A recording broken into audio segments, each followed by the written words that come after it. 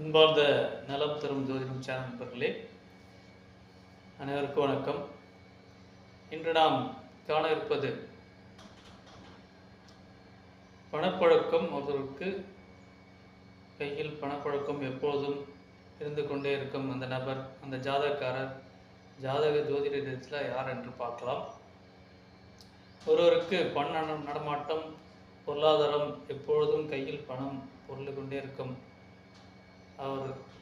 அவருக்கு அந்த ஜாதக ரீதியாக லக்னத்தில் இரண்டாம் இடம் தனஸ்தானம் எனக்கூடிய தனஸ்தானாதிபதி வலுவாக இருக்க வேண்டும். முக்கியமாக குரு பகவான் தனக்காரகர் என்று சொல்லக்கூடிய குரு பகவானோட பலம் இருக்க வேண்டும்.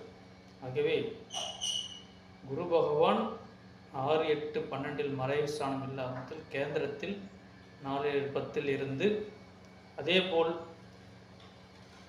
இரண்டாம் அதிபதி என கூறப்படும் தனஸ்தானத்து அதிபதி 6, 8, 12 மறைவு ஸ்தானத்தில் இல்லாமல் கேந்திரத்தில் 4, 7, 10 அமைந்தாலும் இவர்களுக்கு எப்போதும் பணப்பழக்கம் இருந்து கொண்டே இருக்கும். ஆகவே குரு பலத்தோடு குரு பார்வை 2 இருந்தாலும், குரு பகவானோட பார்வை 2 அமைந்தாலோ இல்லை இரண்டாம் அதிபதி பார்த்தாலோ இவர்களுக்கு பண நடமாட்டம் இருக்கும். அதேபோல் இரண்டாம் அதிபதி கேந்திரம் ஸ்தானத்தில் இருந்து ஆட்சி உச்சம் பெற்று பலமாக இருந்து நீச்சம் பெறாமல், பகை பெறாமல், பாதக ஸ்தானத்தில் அமையாமல் இருந்தால் இரண்டாம் அதிபதி இவர்களுக்கு பண நடமாட்டம் எப்போதும் இருக்கும்.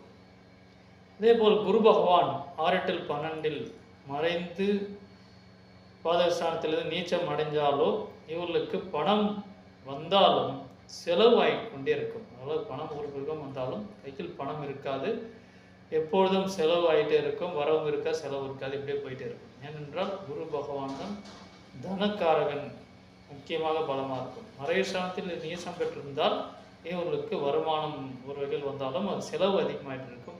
ஆகவே வரவு செலவு போயிட்டே இருக்கும். இவர்களுக்கு பண நடமாட்டம், கையில் இருப்பு இருக்காது. ஆகவே ஒருவருக்கு ஜனஜாதகத்தில் எப்பொழுதும் பணப்பழக்கம் இருந்து கொண்டே இருக்கும் என்றால் அவர்களுக்கு அந்த குடும்பத்தில் பணப்பழக்கம் எப்பொழுது இருந்தாலும் இருக்கும்னா இவர்களுக்கு இரண்டாம் அதிபதி மற்றும் குரு பகவானும் கேந்திரத்தில் 4, 7, 10 அமைந்து மற்றும் ஆட்சி உச்சம் பெற்று பலம் பெற்று பகை பெறாமல், நீசம் பெறாமல் இவர்கள் ஒன்றுக்கொன்று பரிவர்த்தனை பெறணும். ஏனென்றால் தனஸ்தான அதிபதியும் குரு பகவானும் அல்லது 10ஆம் அதிபதியும் குரு பகவானும் 10ஆம் அதிபதியும் இரண்டாம் அதிபதியும் பரிவர்த்தனை பெற்றிருந்தால் இது தொழில் மூலமாக நல்ல ஒரு வருமானம் பெற்று கையில் பணப்பழக்கம் எப்பொழுதும் இருந்து கொண்டிருக்கும். அல்லது 10ஆம் அதிபதியும் 6ஆம் அதிபதியும் பரிவர்த்தனை பெற்றால் இவர்களுக்கு இவர் உத்தியோகம் மூலியமாக பணம் வர வந்துட்டு இருக்கு. ஆகவே இந்த அமைப்பு 2, 3, 6, 10, 11ஆம் அதிபதி, இந்த அதிபதிகள் தன வரவுக்கான எப்போது பணப்பழக்கம் இருக்கக்கூடிய இந்த ஸ்தானாதிபதியும் கூடவே குரு பகவான் தனத்தை கொடுக்கிற தனக்காரகன் குரு பகவான் நன்கு அமைந்து குரு பார்வையோட நலமோடு இருந்து இந்த அதிபதிகள் பாவகிரகத்தில் சேர்க்கை இல்லாமல் கேந்திரத்தில் அமைந்து நல்ல ஒரு ஆட்சி பலம் பெற்றால் இவருக்கு பணப்பழக்கம் எப்பொழுது என்று. நன்றி, வணக்கம்.